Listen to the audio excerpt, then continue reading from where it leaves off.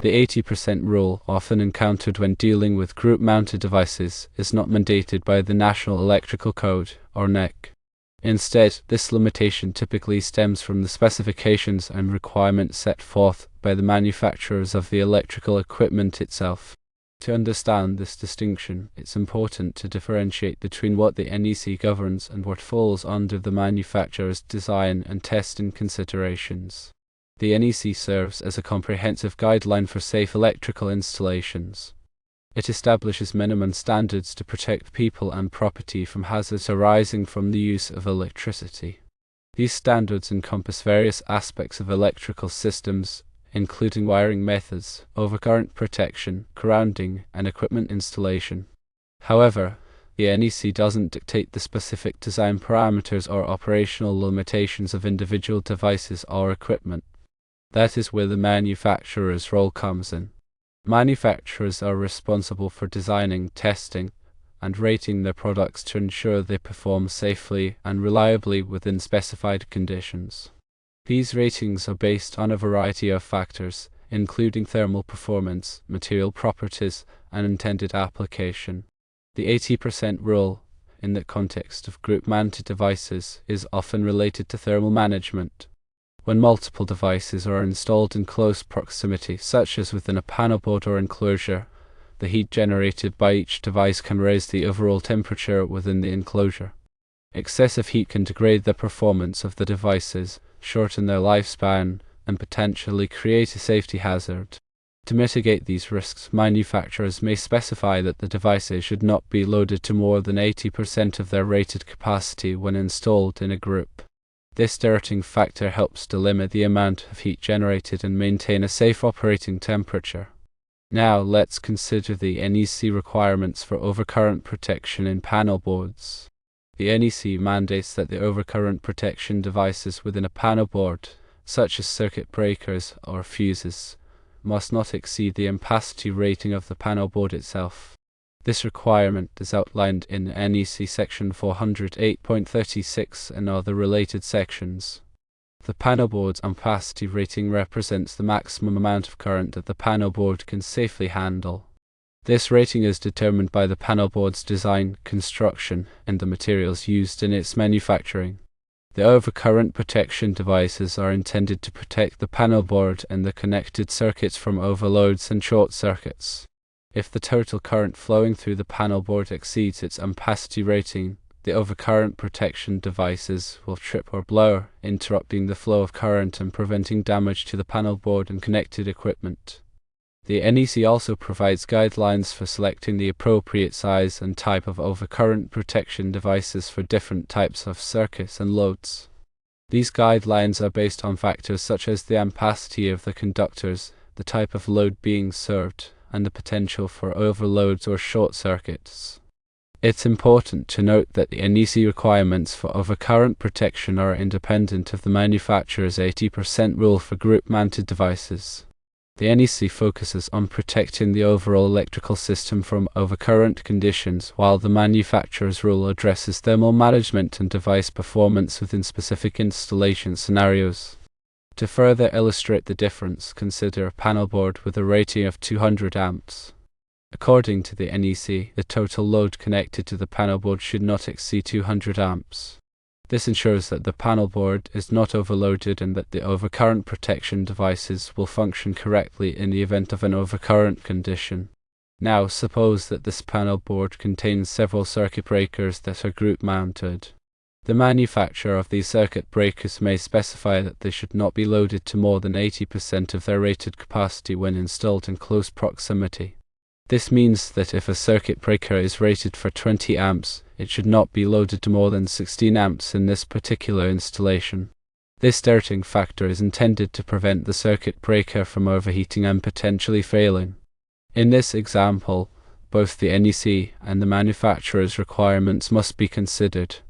The total load connected to the panelboard must not exceed 200 amps, and the individual circuit breakers must not be loaded to more than 80% of their rated capacity. By adhering to both sets of requirements, the electrical system can be operated safely and reliably. It's also important to consult the manufacturer's documentation for specific installation instructions and rating factors for the devices being used. The manufacturer's documentation may provide more detailed information about the conditions under which the 80% rule applies and the appropriate rating factors to use. In some cases, the manufacturer may provide alternative installation methods or cooling solutions that allow the devices to be loaded to a higher percentage of their rated capacity. These solutions may involve increasing the spacing between devices, providing additional ventilation, or using forced air cooling. In summary, the 80% rule for group-mounted devices is typically a manufacturer's requirement, not an NEC requirement.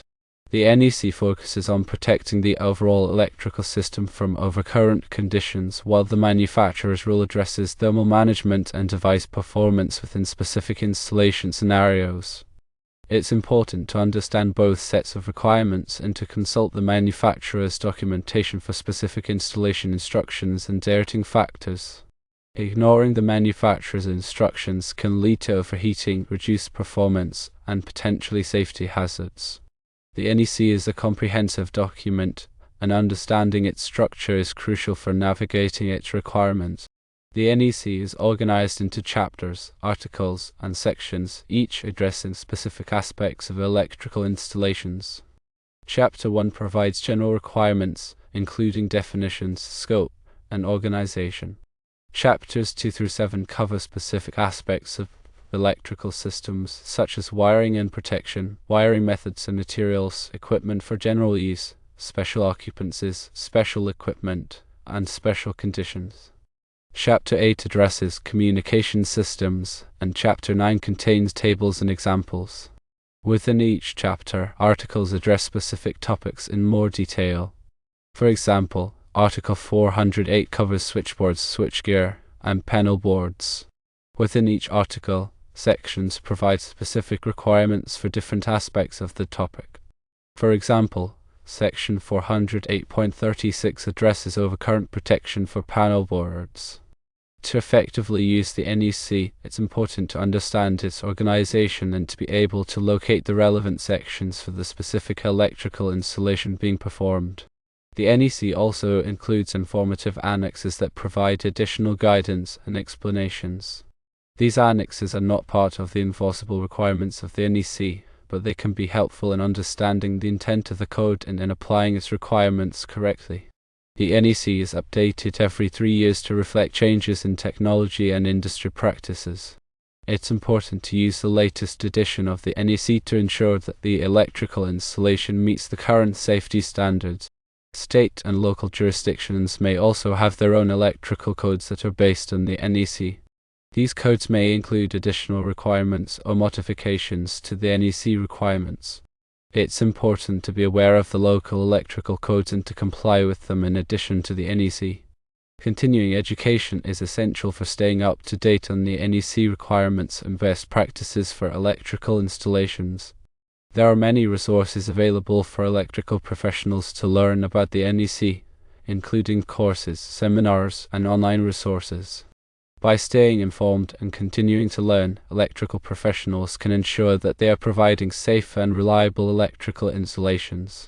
When applying the 80% rule for group-mounted devices, it's important to consider the ambient temperature in the area where the devices are installed.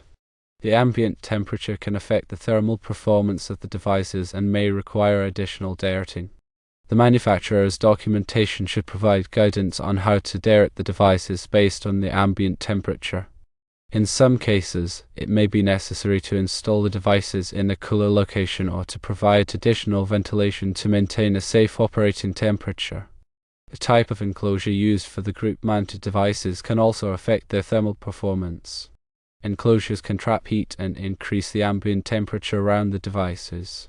It's important to select an enclosure that is appropriately sized for the devices and that provides adequate ventilation. The manufacturer's documentation may provide guidance on the appropriate enclosure type and size for the devices. The load characteristics of the connected circuits can also affect the thermal performance of the group-mounted devices. Circuits that are continuously loaded to their maximum capacity will generate more heat than circuits that are lightly loaded. It's important to consider the load characteristics of the connected circuits when applying the 80% rule. In some cases, it may be necessary to increase the size of the circuit breakers or to provide additional cooling to accommodate the load. Proper installation techniques are essential for ensuring the safe and reliable operation of group-mounted devices. The devices should be installed according to the manufacturer's instructions, and all connections should be properly tightened. Loose connections can generate heat and create a fire hazard. The devices should also be protected from physical damage and moisture. Regular maintenance and inspection are also important for ensuring the long-term performance of group-mounted devices. The devices should be inspected periodically for signs of overheating, damage, or corrosion. Any damaged or worn devices should be replaced immediately. The connection should also be checked for tightness and corrosion. In addition to the 80% rule, there are other factors that can affect the ampacity of conductors and electrical equipment. These factors include the ambient temperature, the number of conductors in a raceway or cable, and the type of insulation used on the conductors. The NEC provides tables and guidelines for directing conductors and equipment based on these factors. It's important to consult the NEC when determining the appropriate ampacity for conductors and equipment. The NEC also provides requirements for grounding and bonding electrical systems.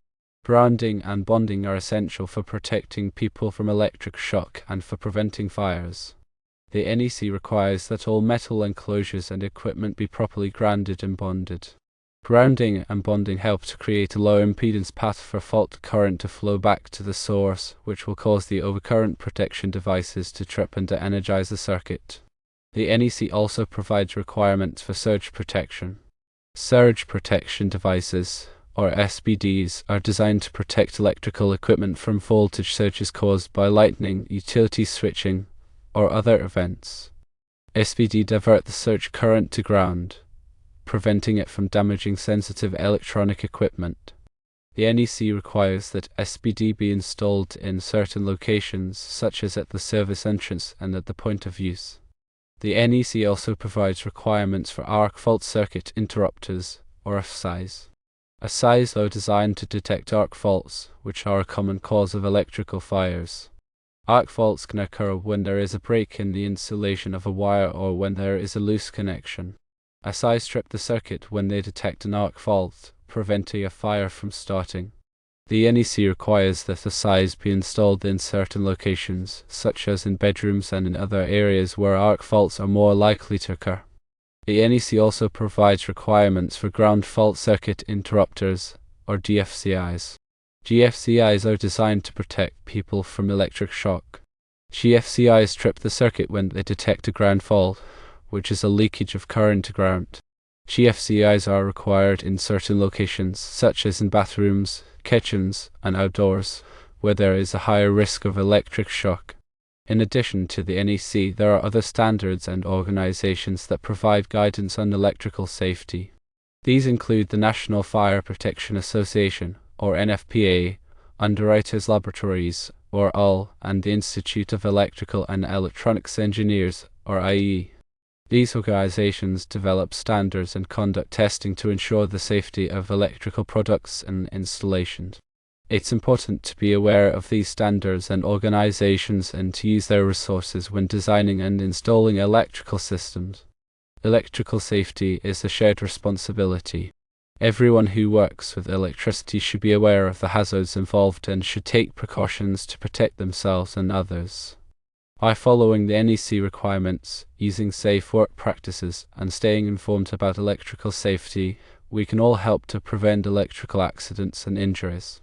The information provided in this video is for general informational purposes only and does not constitute professional electrical advice. Always consult with a qualified electrical professional before making any decisions about electrical installations or repairs. Electrical work can be dangerous, and it should only be performed by qualified individuals. Improper electrical work can lead to electric shock, fire, and other hazards. It's important to take all necessary precautions to protect yourself and others when working with electricity. Always energize the circuit before working on it, and always use appropriate personal protective equipment, such as gloves and eye protection. If you are not comfortable working with electricity, it's best to hire a qualified electrical professional to do the work for you. Remember safety first.